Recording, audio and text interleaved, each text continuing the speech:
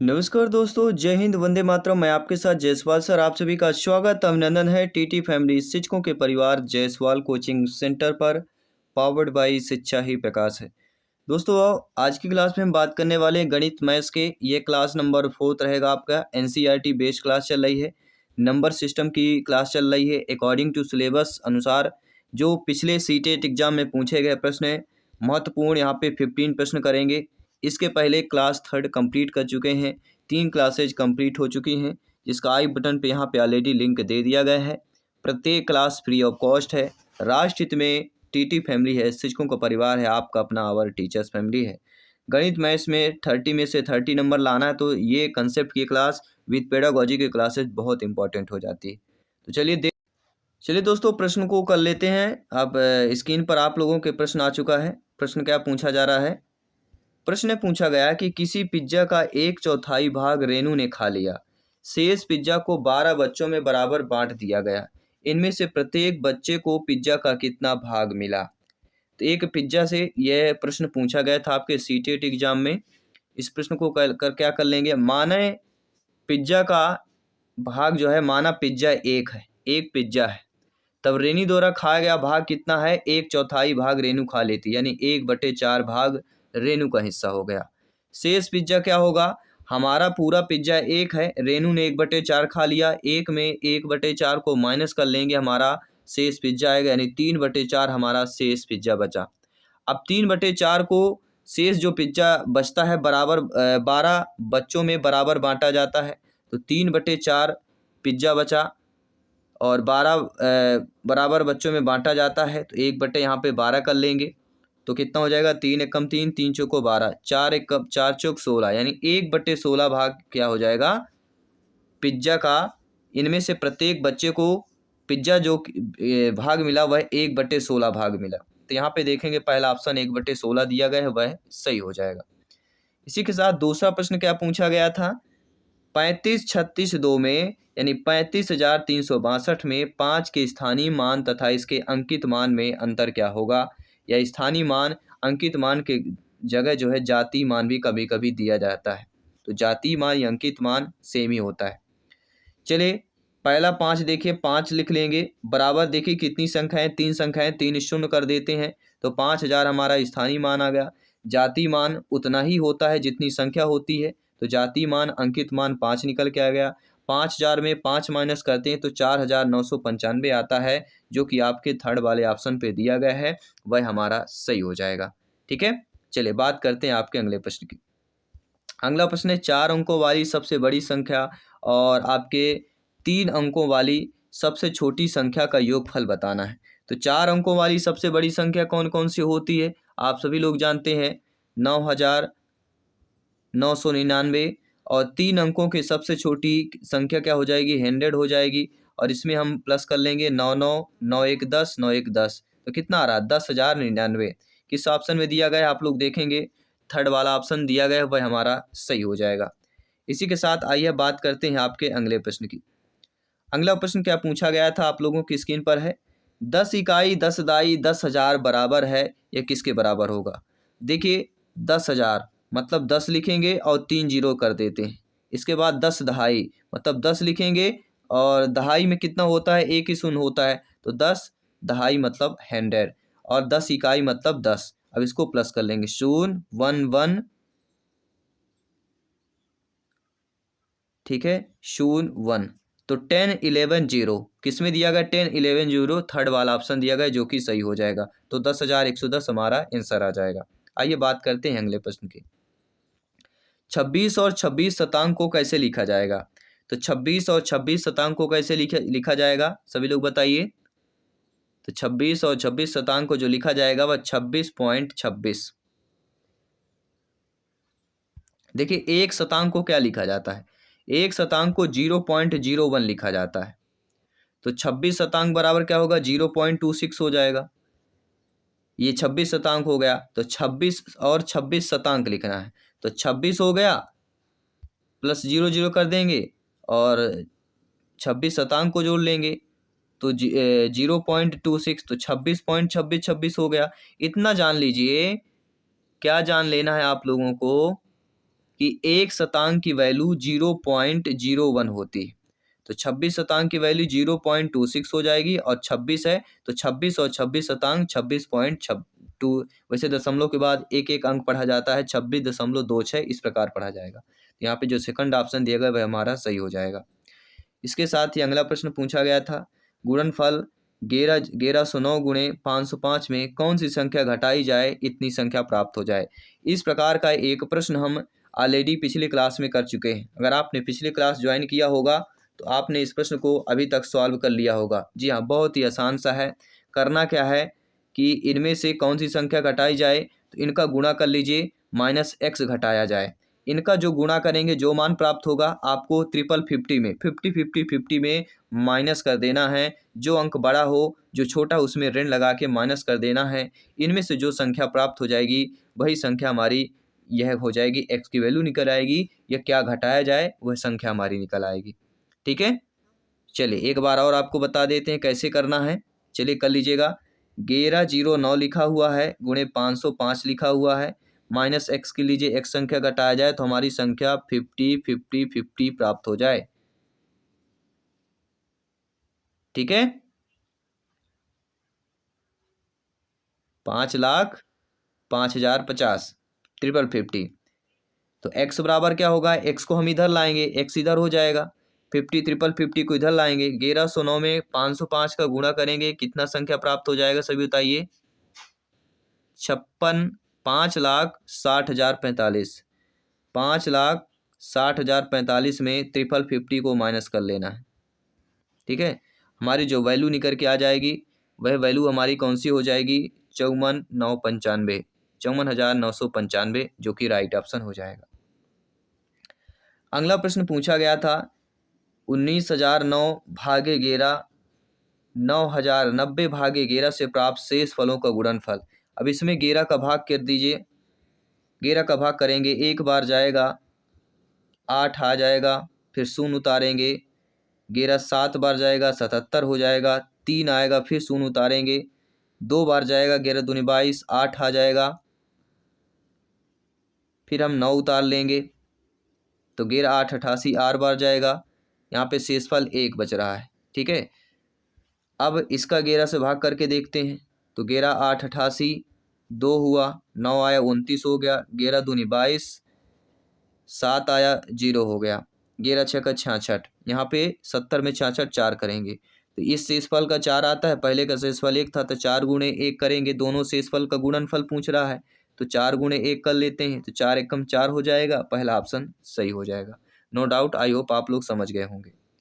अगला प्रश्न देख लेते हैं, 3 सही 1/3 में कितने 1/6 हैं। यह जो हम आपकी जब सेकंड क्लास दूसरी क्लास हमने किया है वो आपने अगर देखा होगा उसी टाइप का एक प्रश्न पूछा भी, हमने इस टाइप का प्रश्न कर चुके हैं। अगर आपने वो क्लास देखा होगा तो इस प्रश्न को आप ऑलरेडी समझ जाएंगे। कैसे करेंगे, मान लेना है 3 सही 1/3 में x 1/6 है। कितने, x 1/6 है। तब अभी संख्या हमारी क्या निकल के आएगी, x बराबर वैल्यू निकल के आएगी 3 सही 1/3 बटे 1/6। इसको जब सॉल्व करेंगे तो क्या आ जाएगा, हमारा वैल्यू आपकी क्या हो जाएगी, 3 तिकाई नक 10/3 बटे 1/6। तो हमारी वैल्यू 10/3 आ गई। और ये भाग की भी हमें गुणा में लाएंगे तो इसको हम पलट देते हैं, 1/6 को हम 6/1 लिख लेंगे। ठीक है, तो 3 एकम 3 3 दूनी 6, 10 दूना कितना होता है, 20 होता है। तो 3 से 1/3 में कितने 1/6 होंगे, 20 1/6 होंगे। अब देखिए 1/6 गुणे 20 कर लीजिए, आपकी वैल्यू निकल के आ जाएगी। कैसे, 2 से काटिए, 2 तिहाई 6 और ये 10 आ जाएगा। ठीक है, तो 10/3 3 तिहाई 9 1 10/3 आ रहा है कि नहीं आ रहा, एक सही 1/3 भी कह सकते हैं। ठीक है, तो हमारी वैल्यू सही बिल्कुल फोर्थ ऑप्शन सही दिया गया है। अगला प्रश्न पूछा गया था कि 62 51 65 21 56 21 में 5 के स्थानीय मानों का योगफल है। पहले 5 का स्थानीय मान 50 आएगा, दूसरे 5 का स्थानीय मान 5 के बाद 2 संख्याएं 500 आ जाएगी, तीसरे 5 के स्थानीय मान 3 संख्याएं तो 5000 आ जाएगी। तो 5550 5550 ये हमारे स्थानीय मानों का योगफल हो जाएगा। नो डाउट, आई होप आप लोग समझ गए होंगे। चलिए बढ़ते हैं, आपके अगले प्रश्न की तरफ बढ़ते हैं। अगला प्रश्न देखिए क्या पूछा गया है कि निम्नलिखित कथनों में से कौन सा कथन जो है यहाँ पे सही दिया गया है। सही कथन का हमें चयन करना है और आपके स्क्रीन पर कथन इस प्रकार से दिए गए हैं। देखिए 3 विषम संख्या को गुणनफल एक सम संख्या होता है, तो ऐसा नहीं हो सकता है। अगर हम 3 गुणे 5 गुणे 7 करते हैं, ठीक है, तो 5 3 15 15 7 105, 105 क्या सम संख्या है सभी बताइए। विषम संख्या गुणनफल एक सम संख्या है और एक सम संख्या और एक विषम संख्या का अंतर एक सम संख्या हो सकता है, तो ऐसा भी नहीं कि है। सही लोग बताइए। 11 में -7 करेंगे कितना आता है, ये 4 आता है जो कि सम संख्या है। इसी प्रकार अगला करके देखिए क्या हमारा सही हो रहा है। अब देखते हैं अगला, दो विषम संख्याओं और एक सम संख्या का योगफल एक सम संख्या है। तो जो तीसरा ऑप्शन दिया गया है, देखिए दो विषम संख्याओं और एक सम संख्या का योगफल एक सम संख्या हो सकता है, ये बिल्कुल सही हो जाएगा। ठीक है, दो विषम संख्याओं और एक सम संख्या का योगफल सदैव एक सम संख्या होता है, यह कथन हमारा बिल्कुल A to Z सही है। आप लोग एग्जाम्पल के साथ सॉल्व कर सकते हैं। अगला गुणनफल 102 गुणे 201 में क्या घटाया जाए कितनी संख्या प्राप्त हो जाए। आपको कुछ नहीं करना है, एक प्रकार के एक प्रश्न कर चुके हैं। इन दोनों का गुणा कर लीजिए, गुणा करने के बाद जो संख्या है इससे आपको माइनस कर देना, जो संख्या आपको आएगी वह आंसर हो जाएगा। ठीक है, अब आप लोग कर लेंगे। चलिए बढ़ते हैं आपके अगले प्रश्न की तरफ।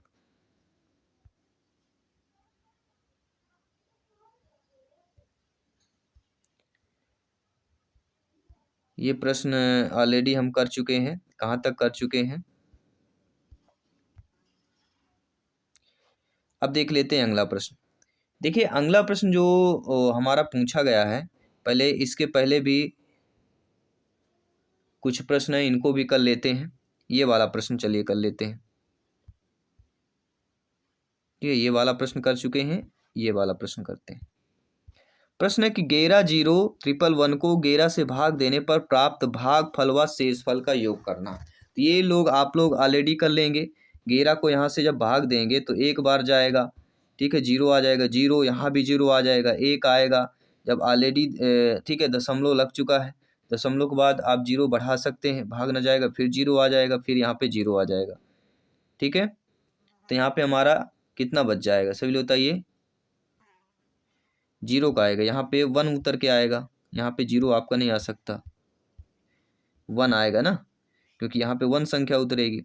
तो 11 आ जाएगा, तो एक बार जाएगा, फिर 11 आ गया, फिर कट गया, फिर 1 बचेगा, 1 उतर आएगा, तो शेषफल हमारा कितना बच रहा है, 1 बच रहा है। तो अभी से योगफल हमारा कितना हो जाएगा, यहाँ पे कितना आ रहा है 100 और 10, यानी कि 10,010 आ रहा है, और प्लस शेषफल हमारा 1 बच रहा है। तो 10,010 में 1 प्लस करेंगे तो 10,011 हो जाएगा। तो 10,011 किस में दिया गया है, आप लोग देखिए फोर्थ ऑप्शन में दिया गया है। क्या हमारा फोर्थ ऑप्शन सही हो जाएगा। चलिए बात करते हैं अगले प्रश्न की। अगला प्रश्न है 6/5 में कितने 1/10 हैं। ये सभी आप लोगों को करना है। जी हाँ, आप लोग सभी लोग करेंगे इस प्रश्न का उत्तर, सभी लोग करिए। 6/5 में कितने 1/10 है। मान लेते हैं कि x 1/10 है।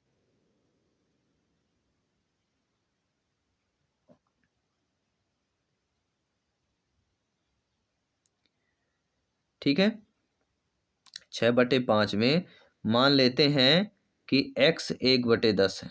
तो x बराबर क्या हो जाएगा हमारी वैल्यू 6/5/1/10। तो 6/5 गुणे 10/1 हो जाएगा। 5 कम 5, 5 दूनी 6 दूनी 12 आ रहा है। 12 आ रहा है कि नहीं आ रहा। यहाँ पे जो थर्ड वाला ऑप्शन दिया गया वह हमारा सही हो जाएगा।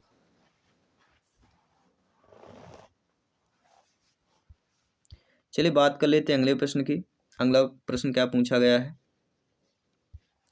रवि के पास 3 दर्जन चॉकलेट हैं।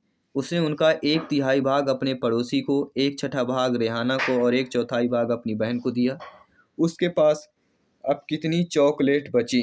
इस प्रकार का कल भी हम एक प्रश्न किए थे। इसका पहला जो क्लास था 3rd नंबर, उसमें भी इस प्रकार का प्रश्न किए थे, लेकिन फिर भी हम सॉल्व कर लेते हैं इस प्रश्न को ताकि आप लोगों को दिक्कत हो। जब 2-2 बार समझ जाएंगे तो अच्छे तरीके से समझ जाएंगे।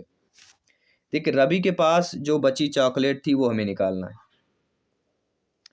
यहाँ पे देखिए 3 दर्जन चॉकलेट है रवि के पास, तो 12 गुणे 3, एक दर्जन में 12 होते हैं, 12 गुणे 3 इतना कर लेंगे माइनस। अब दिया उनका 1/3 भाग पड़ोसी को, तो 1/3 भाग 12×3 = 36 होता है ना, तो 36/3 भाग किसको दे दिया गया, पड़ोसी को, प्लस 1/6 भाग रेहाना को दिया गया, तो 36/6 कर देंगे, प्लस 1/4 भाग अपनी बहन को, तो 36/4 कर देंगे। 36/3, 36/6, 36/4 इन तीन संख्याओं को जोड़ लेना और 36 में आपको माइनस कर देना। ठीक है, इतना कर लेंगे। जब तीनों को जोड़ेंगे तो 36 माइनस क्या वैल्यू निकल के आ जाएगी, 36 माइनस 12 धन 6 धन 9 कितना होगा, 27। तो 36 में 27 जाएगा, कितनी वैल्यू आएगी, 9 आएगी। तो अब कितनी चॉकलेट बची शेष, उसके पास केवल 9 चॉकलेट। पहला वाला ऑप्शन जो दिया गया वह सही हो जाएगा। ठीक है, चलिए अब अगला प्रश्न कर लेते हैं। अगला प्रश्न है 56,431 में 6 के स्थानीय मान 4 के अंकित मान में अंतर बताइए। सभी लोग बताइए। जी हाँ, अच्छे तरीके से सॉल्व करेंगे आप लोग। चलिए सभी लोग वीडियो पॉज कीजिए, सभी लोग लगे, बहुत ही सरल प्रश्न है और इस प्रश्न का इस तरह का एक प्रश्न अवश्य आएगा। देखिए 6 के स्थानीय मान, तो 6 का स्थानीय मान 6 करेंगे, इसके बाद 3 अंक है तो यहाँ पे 3 शून्य कर लेते हैं। 6000 हमारा क्या आ गया, स्थानीय मान। 4 का अंकित मान पूछा जाए, जातीय मान सेम होता है वहाँ पे। तो 6000 में जब 4 हम माइनस करते हैं, 6000 में 4 माइनस करते हैं तो 5996 वैल्यू आती है। क्या यह ऑप्शन सही दिया गया है? क्या हमने जो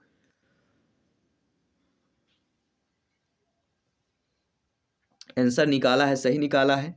ठीक है, तो ये प्रश्न हम ऑलरेडी कर चुके हैं। शिक्षक भर्ती में नंबर 1 टीटी फैमिली, आपका अपना our family teachers family Jaiswal coaching centre powered by Shiksha Hi प्रकाश है। राजहित में टीटी फैमिली है और सभी क्लासेस चल रही हैं। तो अपने टीटी फैमिली को अगर आपने अभी तक भी सब्सक्राइब ज्वाइन नहीं किया तो जरूर ज्वाइन करें। 2000 से अधिक यहाँ पे शिक्षक भर्ती की क्लासेज मिल जाएंगी, टीटी की क्लासेज मिल जाएंगी, जो कि आपके प्रिपरेशन को बेहतरीन करती है, आपके तैयारी को बेहतर करती है, आपके सीटेट एग्जाम को क्रैक करने के लिए मदद करती है।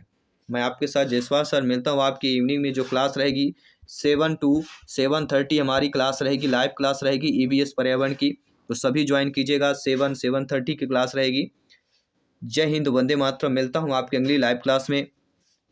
धन्यवाद सभी का।